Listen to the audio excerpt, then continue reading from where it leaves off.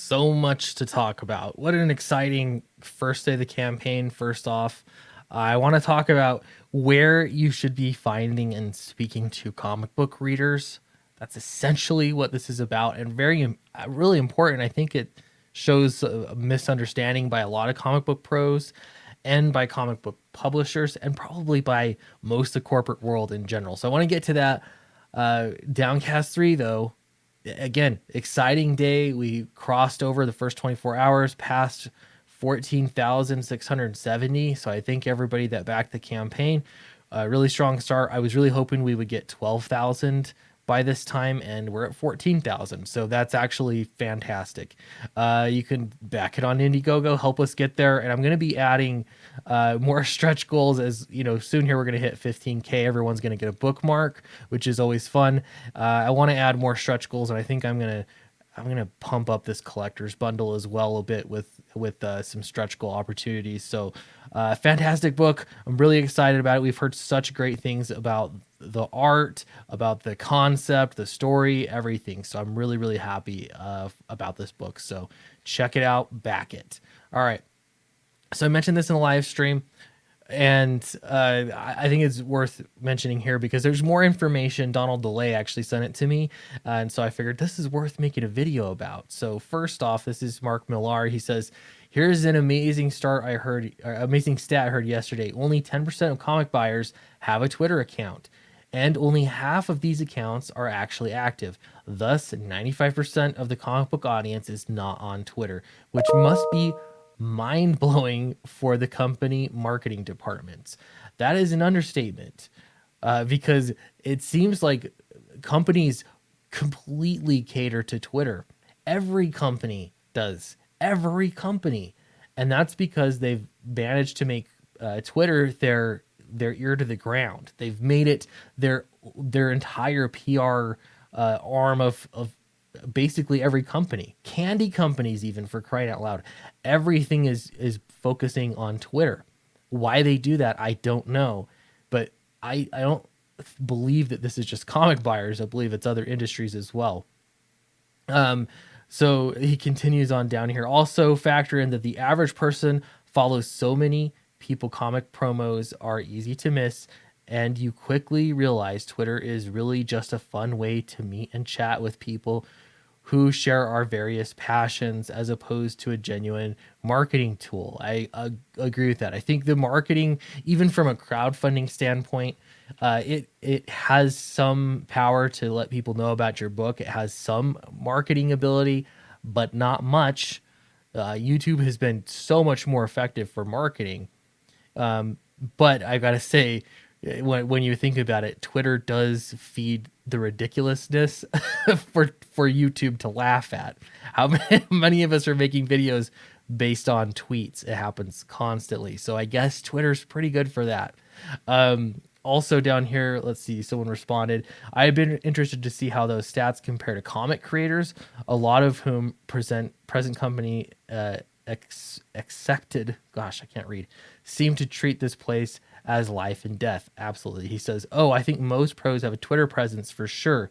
We would work at home and thousands of miles apart, so it's a great way to chat and have a laugh with your pals."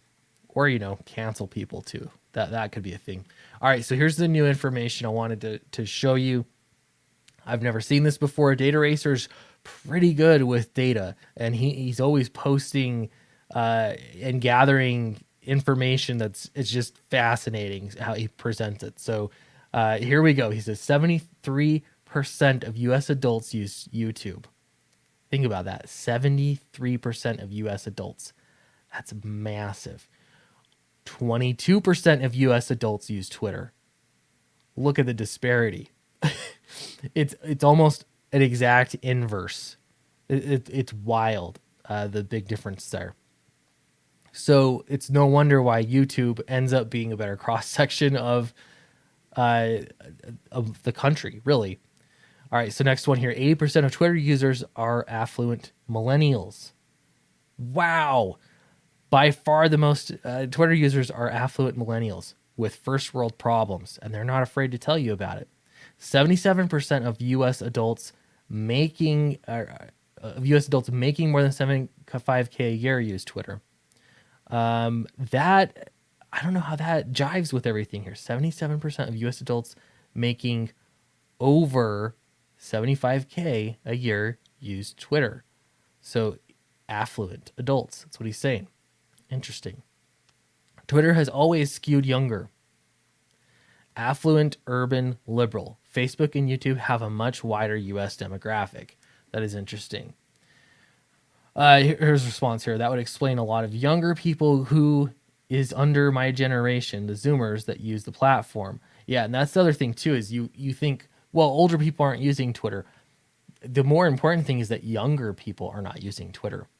Once you get, into that, what is it, 18 to 35 demographic, the world revolves around that demographic. What is Twitter going to do when they start aging out? It's strange when you think about it. Let's see. This is Data Racer again. The fact any marketing FTE, not an intern, was shocked to learn about basic Twitter user data is pathetic. Stuff that's been known for years in marketing, and I bet it was at DC too. They honestly thought all their customers were on Twitter. Absolutely. God, Twitter data. The problem here is, I think, because they all use Twitter, because comic professionals are in that demographic, they use Twitter, they make the assumption that all of their readers use Twitter as well. The backlash that you hear from Comicsgate and honestly any comic book reader that's just sick of all the agenda pushing, and the identity politic mongering that happens in comics, all of the pushback you hear, I guarantee is only the tip of the iceberg, because most readers are not on Twitter. They're just maybe they're going to a comic book shop, they're buying books online, and then they read again, oh, here's another lecture about the color of my skin. And so they're going to opt out of buying it. That is all you will see, is them not buying your books. The reaction is just the tip of the iceberg. So honestly, I do think, we speak for a bigger audience of people.